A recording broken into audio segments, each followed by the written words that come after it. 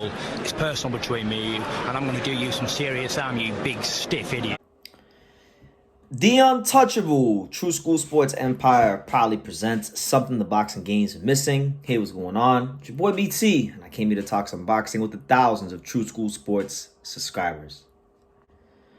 All right, so I wanted to discuss something really interesting because, I know there's a lot of pound-for-pound lists in boxing. I know that people like to compare pound-for-pound lists. Who do you have in your pound-for-pound? Who do I have in my pound-for-pound? But for me personally, this is a personal preference.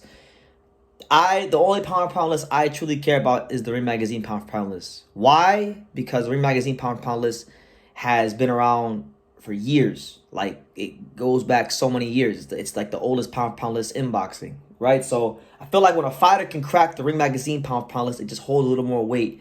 And I know people who don't like Ring Magazine, they may say, well, BT, True School, Ring Magazine is owned by Golden Boy and they're biased and they're this and they're that. And I understand all the rebuttals. But for me, I always look at the Ring Magazine pound-for-pound list.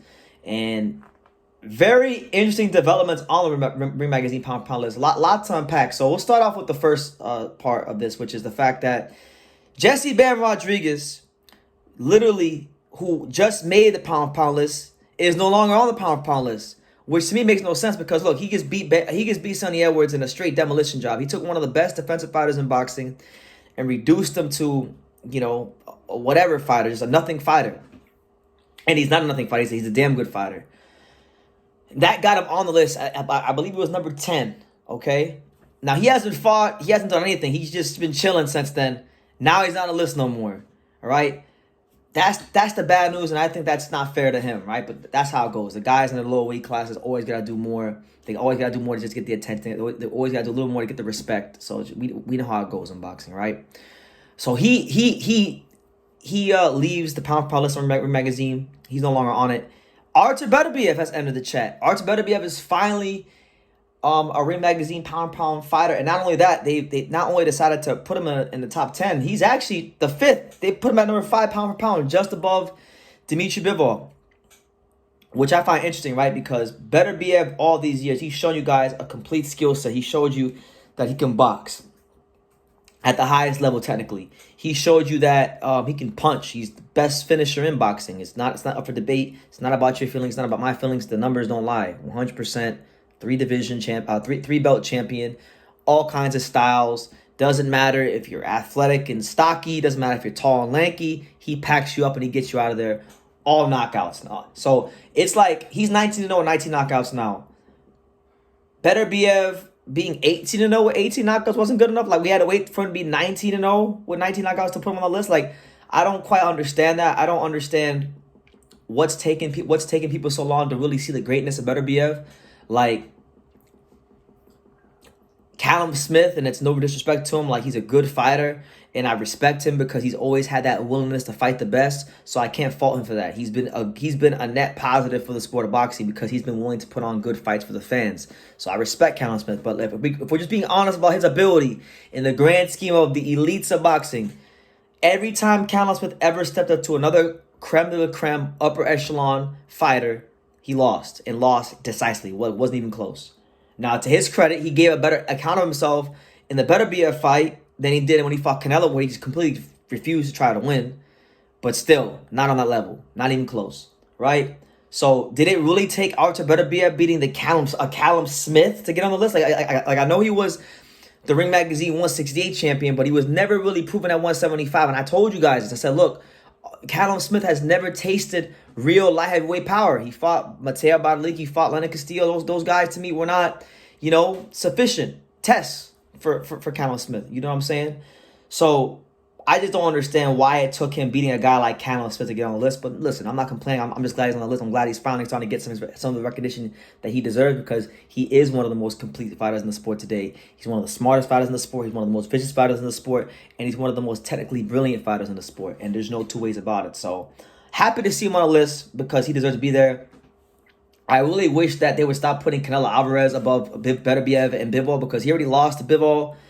And he would never fight Beterbiev, so there's no way on God's grade Canelo should ever be number 4, and he is. So that to me is a little disgraceful. But that's just me. My last gripe. This is my last gripe with the current Ring Magazine updates on their pound for pound list. Now I don't know who keeps voting for Errol Spence Jr., right?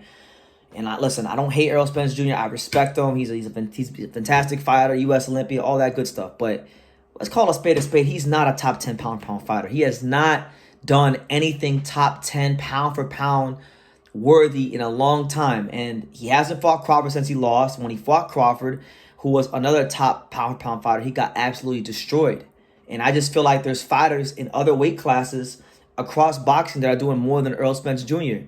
One guy I could give you as an example of that is Kenshiro Taraji.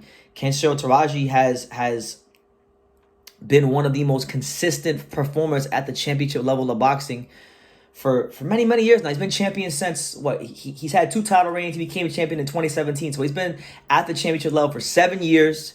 Never gets mentioned as a pound fighter. I don't get it. I don't get Bam can't stay on the list. Kenshiro can't get on the list. But then Errol Spence, who does nothing but, twiddle his thumbs and then get beaten up by Terrence Crawford, he just stays on the list. And then on top of that, you keep him on the list. Not even that, you don't even put him at 10. You put him at 8 above guys like Teofimo and Tank. Now look, Tank I don't think he's pound for pound either, but I could see where maybe he has a chance to be pound for pound because he does show those skills. It's just the competition ain't up to par. But you ain't gonna sit here and insult my intelligence and tell me that Errol Spence Jr., who's number 8, has done more in his career than Teofimo Lopez. Teofimo Lopez has beaten better fighters. He's had better performances. He's just had a better career, honestly, than Errol Spence Jr. That's just the truth. But nonetheless, those are the latest updates on the Ring Magazine pound for pound list. Shout out to the fine folks at Ring Magazine. It's no hate. Doug Fisher, the whole staff. I know Doug Fisher watches these videos. I got a lot of respect for Doug. Just happy to see Beterbiev on the list because that's where he belongs. Hopefully we get Bivol versus Beterbiev next so we can get more clarity as to who's who in the light heavyweight division. And the winner of that fight is looking at ascending towards being an all-time great, being someone that's remembered in the history books long after we're all gone, when it comes to the sport of boxing. But nonetheless, let me know what you guys think. What do you guys think about Ring Magazine's pound for pound list? I'll read it to you guys before I end the video. It goes as follows. Terrence Crawford, number 1. Naoya Inoue, number 2. Alexander Usyk, number 3. Canelo Alvarez, number 4. Artur Beterbiev at number 5. Dimitri Bivol, number 6. Devin Haney, number 7. Errol Spence, number 8. Gervonta Davis, number 9. And Teofimo Lopez at number 10. So if you got any discrepancies there, let me know in the comments down below. Make sure you guys take the time to subscribe. And like I say in every single one of these videos, you can love me or you can hate me. But I'm just a kid from Daniel. So until next time, take care, guys. Thank you for watching another video on the untouchable True School Sports Empire. For more great boxing content just like this video, click right here and make sure you subscribe. Much love from sunny South Florida.